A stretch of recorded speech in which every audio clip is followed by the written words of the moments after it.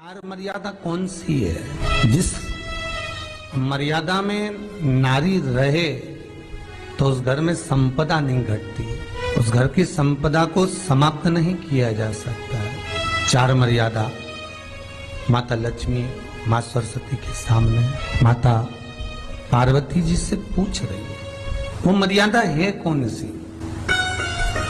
जिस मर्यादा के बल पर एक जो घर बसता है, घर जो बसाया जाता है, उस घर में सुख, सौभाग्य, संपदा, सत्ता, वैभव, प्रतिष्ठा, यश, कीर्ति, आरोग्यता, ये सब वहां रहे। पहला, मां पार्वती ने माता लक्ष्मी को कहा, अतिथि देवो भव।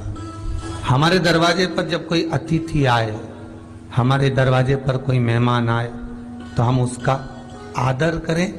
परिवार के लोग जो आदर कर रहे हैं वो अपनी जगह पर है, भाई आदर कर रहा है वो अपनी जगह पर है, जेठ आदर कर रहा है वो अपनी जगह पर है, देवर मान सम्मान दे रहा है वो अपनी जगह पर है। पर सबसे पहला सम्मान घर की स्त्री को अतिथि का करना चाहिए। सास के मेहमान आ गए, पहचान वाले, बहुवन मालूम पड़े अपने कमरे में बैठी हुई है, मेहमानों ने आकर पूछ लिया, क्यों बहू नहीं दिख रही? बस आ रही होगी। सास गई, रसोई घर में से पानी लाकर पिला दिया। जब सास ने चाय रख दी और चाय रखकर सास फिर लेकर आई, तो बहुओं के मन में आया, चलो सास ने चाय बना दी है, खुशबू ऊपर आ गई है, अब चलते हैं। और बहू फिर नीचे आई, जो मौसी आई थी, काकी आई थी, बुआ आई थी, चाची आई थी, उनको प्रणाम करा और अंदर जाकर चाय जो बनी थी उसको पिया। गरुड़ पुराण में लिखा है, 94 तरह के नरक में एक नरक है, जो दरवाजे पर आए हुए अतिथि का सम्मान नहीं करता, उसको जल नहीं पिलाता, उसका मान सम्मान नहीं देता, उसके लिए भी एक नरक रखा गया है। हजारों नरकों में एक नरक वो भी है। मेरा बहुओं से निवेदन है, सास के रिश्तेदार आए तो आप उनका भी आदर करिए, और आपके रिश्तेदार आए तो आप उनका भी आदर करिए। जेठानी के रिश्तेदार आए तो आप उनका भी आदर करिए, और देवरानी के रिश्तेदार आए तो आप उनका भी आदर करिए। आप किसी न किसी रूप में जो अतिथि आया है वो न जेठ का है, न देवर का है, न वो सास का है, अतिथि घर का है, किसी एक व्यक्ति का अतिथि नहीं है। बड़ी बहू सोचे कि मैं घर की बड़ी, बड़े परिवार की, मेरे पास में बहुत धन दौलत, मैं काहे को गिनूं किसी मेहमान को? छोटी बहू सोचे मैं काहे को गिनूं, मंजिली सोचे मैं काहे को गिनूं, संजिली सोचे मैं काहे को गिनूं। तुम्हारे माँ बाप आए, सास अगर तुम्हारे पिता से, तुम्हारी माता से बात ना करे, देवरानी बात ना करे, जेठानी बात ना करे, तो तुम्हें कैसा लगेगा कि तुम्हारे माँ बाप आए और किसी ने सम्मान नहीं करा? उसी तरह सास के रिश्तेदार आए, तुम सम्मान नहीं करोगी तो उसको कैसा लगेगा? फिर तुम्हारे घर के आए, वो सम्मान ना करे तो तुम्हें कैसा लगेगा? आतिथ्य, घर में कोई भी आए वो सबके लिए। दूसरा क्रम बताया, घर के दरवाजे पर जो तुलसी का पौधा होता है, जीवन में सबसे पहले अगर दुख आता है, तकलीफ आती है, कष्ट आता है, बीमारी आती है, रोग आता है, कोई बड़ा घटना घटने वाली होती है, कोई बड़ा कष्ट आने वाला होता है, तो लक्ष्मी जी से माता पार्वती कह रही है, घर में जो तुलसी का पौधा होता है, सबसे पहले घात उसी पर होती है।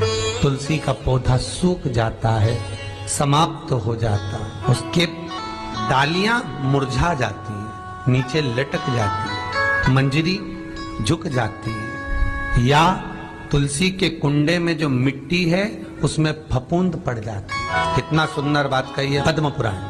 तुलसी के क्यारे में जो हम जल डालते हैं, वो जल हमने जब डाला और वो जल अगर नीचे गिर रहा है, उसका भी दोष वर्णन है महाराज, उसका भी दोष हमारे शास्त्रों में वर्णित किया गया। तुलसी के क्यारे में उतना ही जल दिया जाए जितनी मट्टी सोख ले, 2-4 8 बूंद पानी गिरे चल जाएगा। तुलसी के क्यारे में छिद्र रहता है, बूंद बूंद पानी टपक जाए वो चल जाएगा। पर तुमने तुलसी के क्यारे में जो जल भरा, लोटा भर भर के डाल दिया, और ऊपर से जो जल कुंडा भरा कर उलीच में से, अर्थात भराने के बाद जो नीचे गिर रहा है, वो दोषपूर्ण है महाराज। तो लक्ष्मी से माता पार्वती जी कह रही हैं कि दूसरा क्रम है घर में वैभव, लक्ष्मी, संपदा, प्रतिष्ठा, यश, आरोग्य को पाने के लिए तुलसी के क्यारे की आराधना, तुलसी के कुंड को नमन करना। तीसरा क्रम कहा, घर में चाहे नल लगा हो, चाहे आरओ का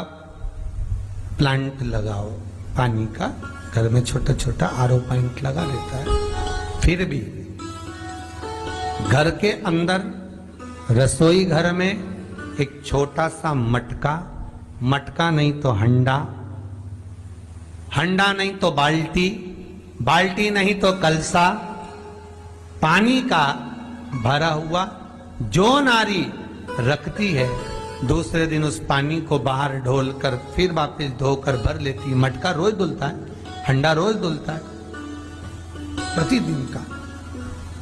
जितना जल उस पात्र में रहता है, भरता है, ऐसे ही घर में संपदा बढ़ती।